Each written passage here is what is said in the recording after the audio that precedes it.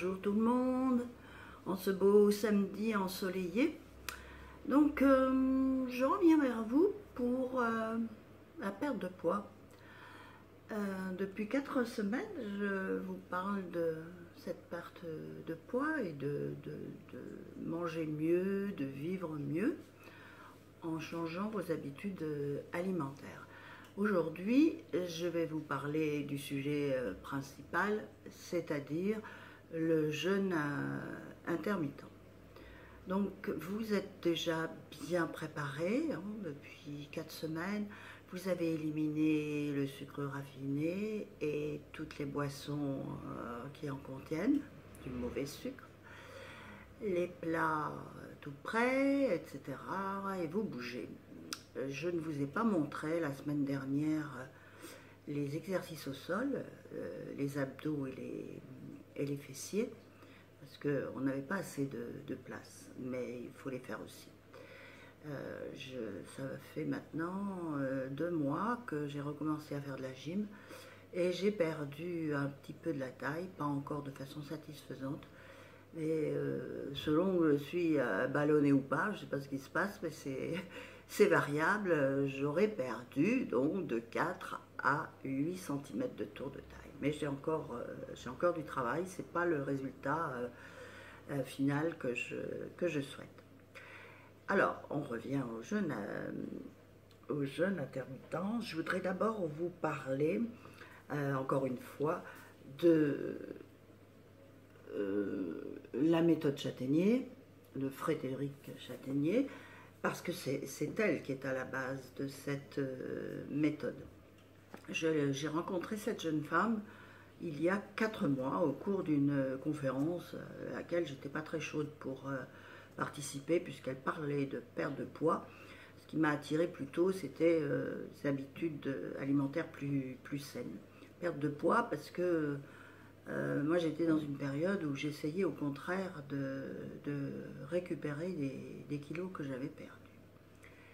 Et en écoutant cette jeune femme qui disait avoir pris 35 kilos lors de sa première grossesse, j'ouvrais des yeux, je ne vous raconte pas, moi qui ai pris 9 kilos difficilement pour une grossesse gémellaire après 40 ans, il faut le préciser, que les enfants sont nés à 7 mois et 1 semaine et il faisait 2 kilos et le deuxième, oui, c'est ça, 2 kilos et 2 kilos et demi.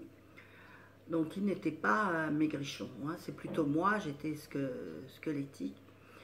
Et là, en écoutant cette jeune femme, donc 35 kilos, avec tout ce que ça comporte, c'est-à-dire divorce à la clé, hein, faut voir les choses comme elles sont, avec des réflexions du genre, bah, de toute façon, 35 kilos, un gosse sur les bras, tu trouveras personne après moi.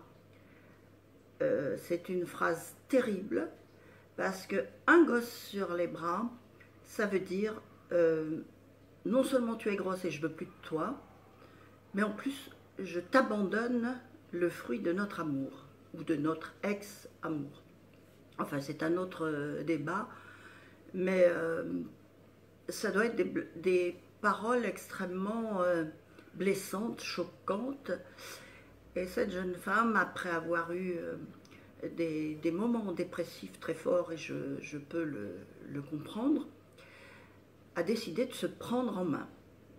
Aujourd'hui, c'est une jeune femme qui fait du 36, qui est bien dans sa tête, bien dans son corps, qui est magnifique. Elle a refait sa vie, elle a un autre enfant.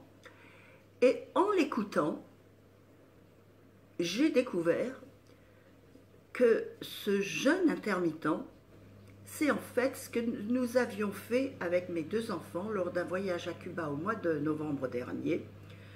Et nous avons fait le jeûne intermittent sans savoir que c'en était un, sans le vouloir, et on ne voulait pas spécialement maigrir, loin de là. Ma petite brindille a perdu 2 kilos en 11 jours, passé les tablettes de chocolat, heureusement. Mon gros bébé d'1,85 m, 100 kg, en a perdu 4, et moi j'en ai perdu 4. Moi, sauf que eux ont rattrapé dès qu'on est rentré. Moi, j'ai continué à perdre parce que j'étais tellement contrariée. C'est 50 ans de voyage. Le premier voyage où c'est tourné en cauchemar, à tel point que je ne suis pas encore arrivée à faire un article sur ce voyage. Un jour, j'arriverai à en parler, mais pour l'instant, ça ne l'est pas. Alors, c'est quoi ce jeûne intermittent? Alors, on mangeait très bien le matin, on mangeait très bien aussi le midi, on ne mangeait pas le soir. Et en fait, c'est ce qu'elle préconise. Et ce que je fais aujourd'hui, où je n'ai ni poids à perdre, ni à gagner, je mange très très bien le matin, mais ça je l'ai toujours fait depuis plus de 20 ans. Je mange très bien à midi. Et mon dernier repas, c'est 5 heures. C'est une collation, pas très chargée, et qui comporte obligatoirement un fruit. Alors, il s'agit de manger sur 10 heures, si vous êtes vraiment convaincu et si vous vous êtes bien préparé, ou sur 8 heures. Et jeûner le reste du temps. Jeûner, ça ne veut pas dire ne rien prendre du tout, hein. Il faut boire. Vous pouvez prendre même des potages légers, mais vous pouvez en prendre. Alors, c'est pour reposer tout le système digestif. Et je vous assure que ça marche, parce que ça a marché sur nous trois. Ça marche sur des amis à qui j'avais incidemment parlé de Frédéric Chataignier. Ils se sont précipités sur son livre et ils ont commencé. Parce que pour le monsieur, je vous en ai déjà parlé, ça devenait problématique depuis un... Excusez-moi, j'ai eu une petite coupure intempestive. Donc, c'est pas pour autant qu'il faut vous priver d'une vie sociale. Quand je dois aller au restaurant le soir, je vais au restaurant et je mange comme tout le monde, sauf que je choisis plutôt du poisson. Je ne bois plus de vin, mais je peux boire un demi-verre de vin avec mon fromage parce que vraiment c'est indispensable.